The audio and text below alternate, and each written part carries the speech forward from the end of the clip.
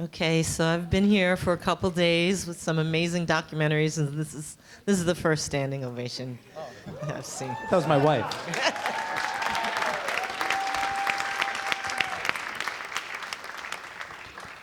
Wow, that is an amazing, amazing film, and it's so wonderful to see you superstars in person. It's so exciting.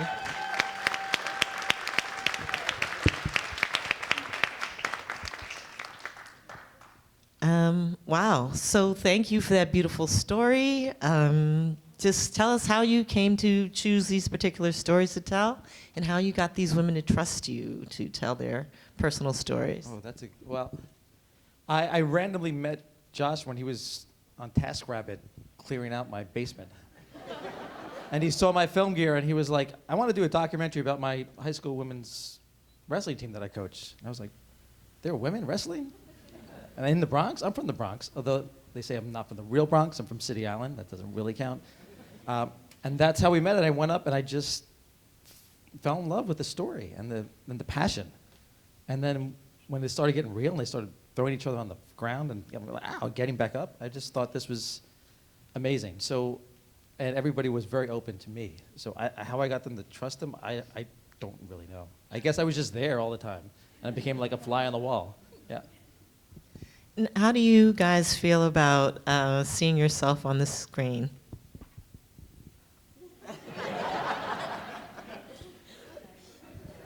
I have no problem.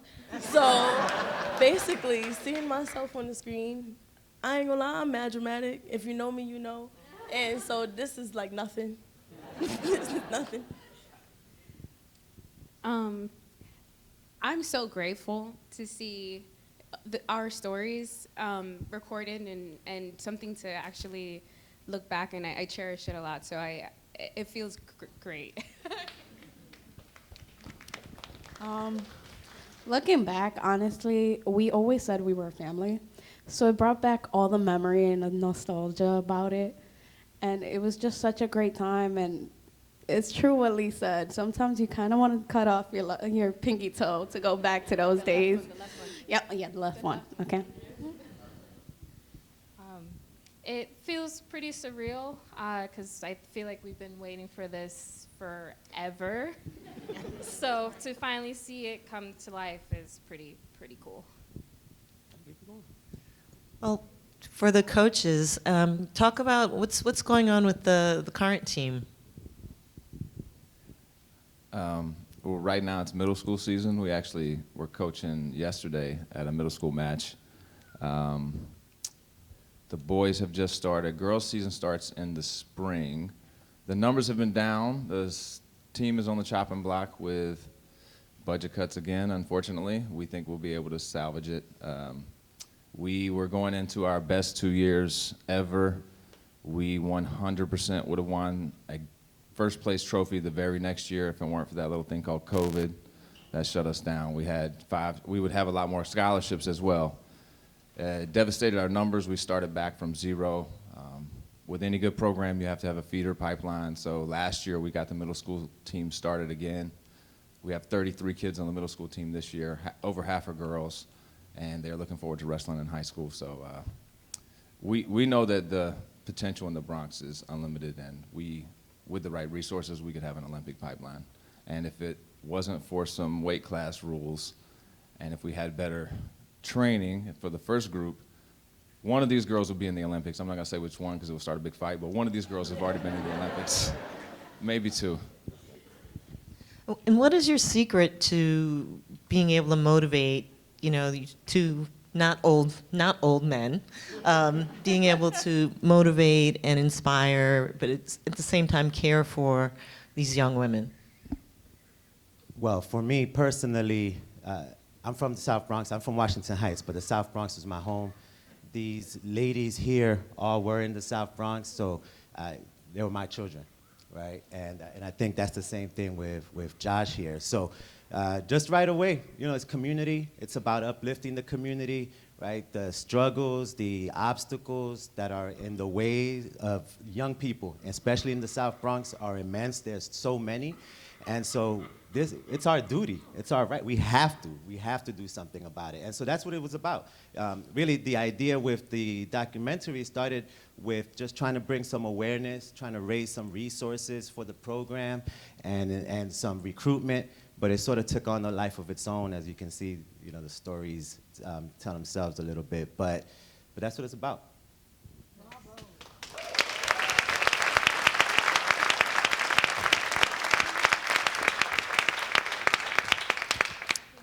So this film is in the Metropolis section of our festival, which means it's a New York City story. It's not, it's a sports story, but it also very much is a New York City story. Can you talk more about how you feel that it's embodies the spirit of New York City? Well, New Yorkers never give up. It's the greatest city, right? We get knocked down. I think the lesson is that the city has is you get back down and you get back up and you fight again. And that was a lesson that everybody had to learn on the team, I think, more so than winning. So that's the true New York essence to me, or a Bronx essence. We're going to get Bronx proud for a little bit. But, that's definitely a resilience there and a pride, too, of the space. Yeah. Nice. So you all have a whole bunch of new fans here. We're all like super...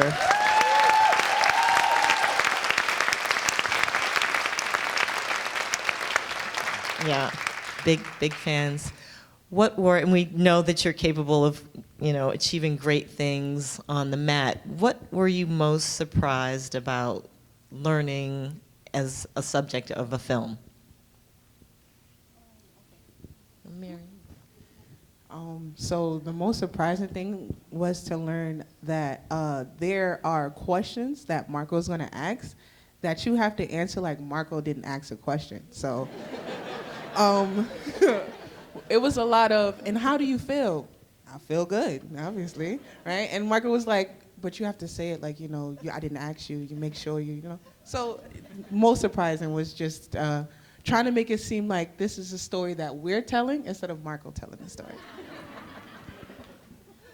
The most surprising part for me was just how everything was coming together. Because for us, in the moment, it seems like nothing was happening. The cameras was there, they just bothering us, asking us mad questions. We trying to practice.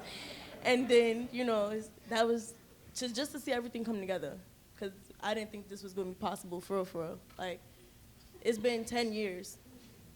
I'm 25 now. I didn't think that was going to happen no more, y'all. This is the most surprising thing.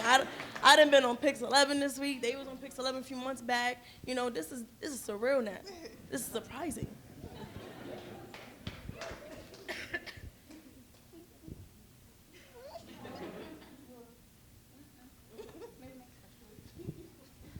Surprise. I did want to say Josh had the best quote, because this has been 10 years in the making, and I want to give a shout out in general to all the people who've helped make it come to life.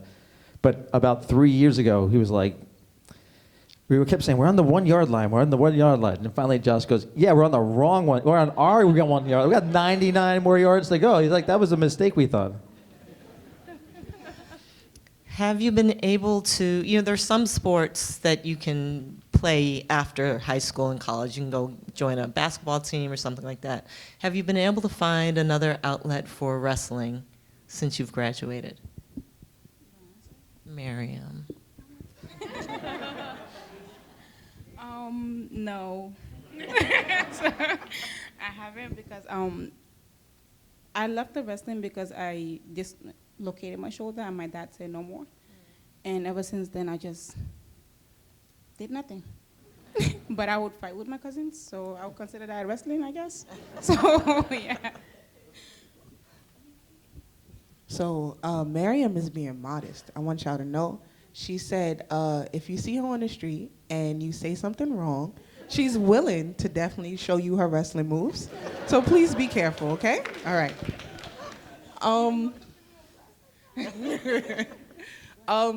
I am currently a security guard at the Museum of Natural History, so oftentimes people get a little rowdy, and I have to show them once again, this is security, not the wrestling mat, so we might have to stay calm, all right?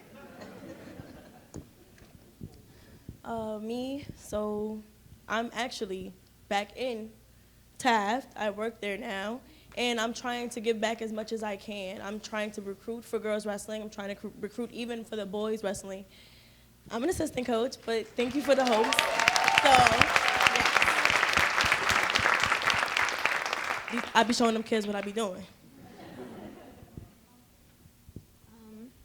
I'm not sure if it's okay to say a little bit, sprinkle, touch a bit on some, hopefully in the future, we will be able to put enough resources together that way that we can build off of the work that we had already, what's it called? When you like dig it in the ground and then you put the seed in there.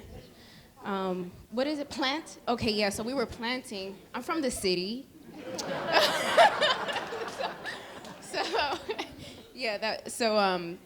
Many years ago, and so I love that everything is just full circle, and like even years later we're all back together, and hopefully we can build off of that, because there aren't that many places that you can wrestle, even in colleges. I go to Lehman and there's only like a swimming team or like soccer, and you would have to go to like what's it called, like a resource center or a recreational center, and even still then, like their resources are you're gonna get definitely ringworms there. So hopefully in the future we can find some more resources for us, but for now it's very limited. No, I have not found anything that compares. Thinking back, I think lately I've been reflecting a lot back to the Taft days, the wrestling team days. Wrestling still is a huge impact in my life. Most of the kids in my family all had boys, so they like to test my patience. I have a lot of nephews. And every time they want to test that, I have carried one of them in a wrestling position to the point that his knee was basically touching his mouth, and his mom said, "You're gonna kill my son." I swear he was safe. So I usually use it like that. I've gotten a lot of strength from wrestling, not just mentally, but also physically, I guess you can say. So I use it to help others. I work in a small office, and my bosses are older. So I carry like a 50-pound water bottle, and they're like, "How do you just walk with that from the back room?" So I still use wrestling as something that motivates me forward, and I hope you guys, whoever gets exposed to wrestling, see just how influential it is, not just in the current moment, but going forth in your life. I haven't found anything to necessarily replace it, but I do groom dogs, and I do groom like 100-pound dogs that I definitely do have to wrestle. So I do appreciate that I've had that experience in learning how to maneuver some wiggly escape artist dogs. I'm gonna open it up to the audience if anyone has any questions or comments for the coaches or the director or the women. Hi, my name is Alba, and thank you so much for allowing your stories to be shared with us. It was really moving and touching. I'm a former athlete myself in high school, and I just want to know more about what creation means for y'all, because it is a very individual sport, and in the world there's a lot of divisiveness between women in general. So I'm curious, what do you all feel is the glue to make you all a team? So I have the mic. I'll start off. That's not fair. Like you said, it is an individual sport, but we only made it individual when it came to tournaments. Everything else was teamwork. If one failed, we all failed. If one succeeded, we all succeeded. So we kind of carrying each other on our backs, literally, as you saw in the film. That's kind of how it was. Like, if Shirley was down, like, you see me, we're two completely different sizes, but I will work with her, I work with Nyasia, I work with Marley. We all worked with each other to help each other get better. That was really what it is, just keeping each other on our toes. If we see each other throughout the day, throughout school, you coming to practice? You better be at practice. And if you come to Saturday practice, you better be at Saturday practice. We always kept each other together.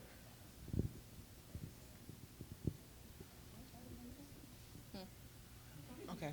What I feel like made us a team, honestly, like 100%, if it wasn't for Lee, like in our, excuse my expression, in our shorts, like as if he was right here, just making sure we.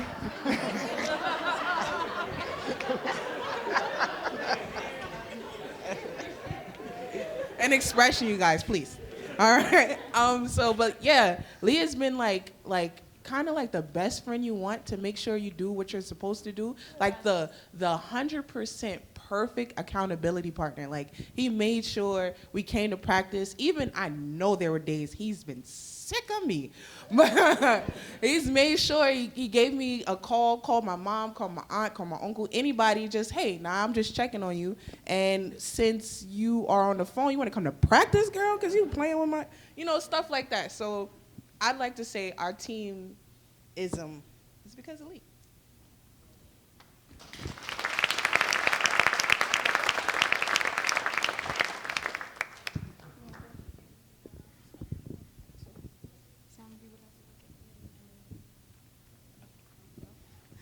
So I do agree. Lee was basically everyone's father, and even still to this day, he is still acting like a dad.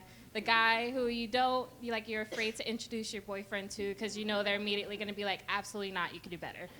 Still to this day. And I also want to piggyback off of Shaq. We all also were in separate schools inside of the building, so we all didn't get to see each other often. And it was still like when we came to practice, we were 100% all there for each other. It didn't matter. Everyone knew when someone was feeling off, and we would immediately go and do like a group hug, have our own little mini huddle, either before practice, after practice, even sometimes during practice. So once again, even though it is individual, it's only for that moment. That moment you're quote unquote by yourself, even though your whole family's screaming for you. And then afterwards, you're back with your family. Oh, yay. Okay. Yeah, we'll take that.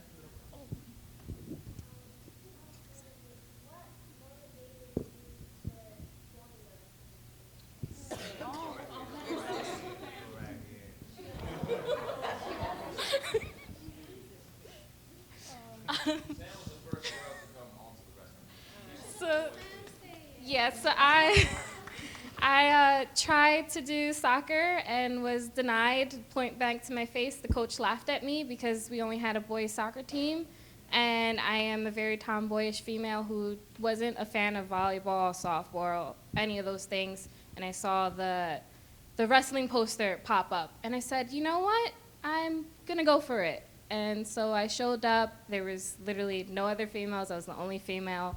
But for some reason, it didn't intimidate me. It just made me want to do it more. And it did make me want to kind of recruit a good amount of more females so I could have more females in my corner and create the family that was able to be made. So. Sam, just real quick, but so we told this story a little bit earlier, but when we had boys all lined up, a bunch of them, Sam was towards the end of the line, and each person going down the line is saying why they want to wrestle.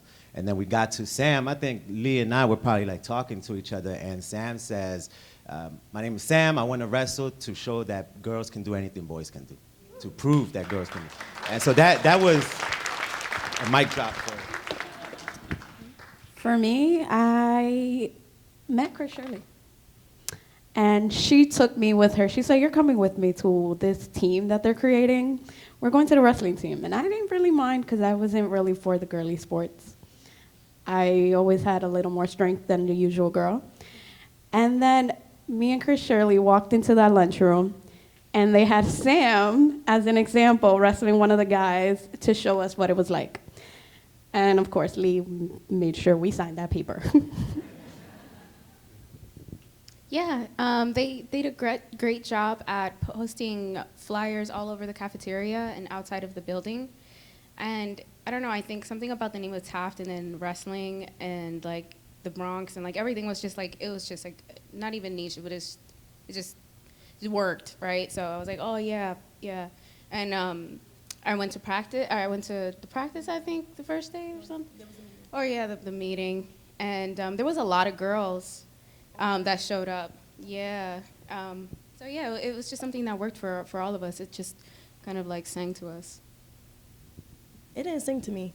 I'm gonna tell you the real, right? So for me, he happened to be my teacher. And every morning when I would come at 9 o'clock and not 8:30, he would harass me in the back of the class like, hey, you should come out for our wrestling team. And I was like, no, get away from me. And so at that point in my time, I was going through a lot. I had just lost my mom prior, like a few months back. I moved to a whole new state. I was angry. I didn't really have nothing. I didn't have anybody to talk to. Support wasn't really there because, again, I lost my mom, so she had 2 other kids that had their own emotions. I didn't really have people, like I said. So when he kept harassing me, I'm like, you know what, let me just see what this is about. And then when I get downstairs to the cafeteria, I see my niece, I see my sister, and I'm like, oh, well, then it's about to be a family affair. I could do this. And then, like she said, she saw Sam wrestling, and I was like, oh, I really could do this. Because I used to play fight with my cousin a lot growing up, and we would make each other bloody. And he's like 8 years older than me, and I'm sitting there hanging with him. So I already knew this was something I could do. And I had to let it all out, and I definitely did, as you saw.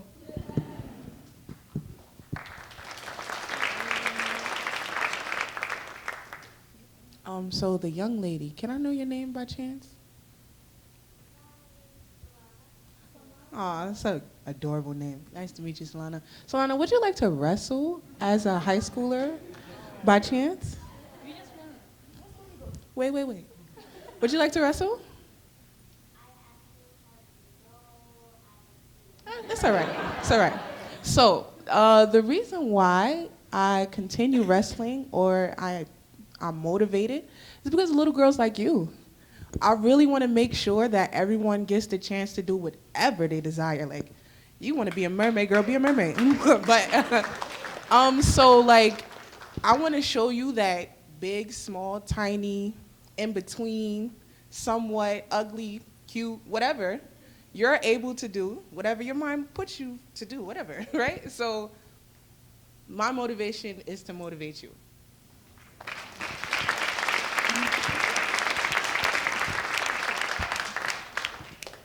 Well, what motivated me to wrestle is I grew up in Africa. I came here in 2012. I grew up with a lot of cousins, and like I said in the movie, I love to fight. So, so I came here. Like, I would get in trouble with students. I'm not allowed to fight. They called my dad multiple times. He was just sick and tired of me. One day he told me, if you go out and the cops call me, I would not be surprised. It's like, okay. And Rob was my teacher. He just kept telling me about wrestling, and then my dad went to a parent-teacher conference one day, and then he decided to sign the paper. I got home. He didn't say nothing. The next day I came. There was like training. I was like, what do you mean training? They was like, oh, your dad signed the paper. Okay. So I went, and it was tough, but it just kept, like, it just helped me put my anger in place. Like, after practice, I have no time to argue with anyone. I just want to go home and sleep. So that just motivated me to, like, you know what? This is something that you're going to do to keep your anger in place so you don't have to argue with anyone. And it helped. Yeah. I'm afraid that's all the time we have, but I would like once again to thank Marco for this beautiful film. It was so inspirational. It's going to be available online until the 26th. It's showing tomorrow at 11:30. at the other venue at the IFC Center across town at 11:30 tomorrow. So please tell your friends to come see it. And thank you so much for sharing. Oh, wait, Coach has one more thing to say. We're super grateful everyone's here. This is super humbling and kind of surreal. We're having an after-party celebration right next door. If you want to come talk to these ladies, ask us questions, get involved in the work that we're doing. We are still working in the South Bronx. We're still working on women's wrestling, or as we like to call it, wrestling.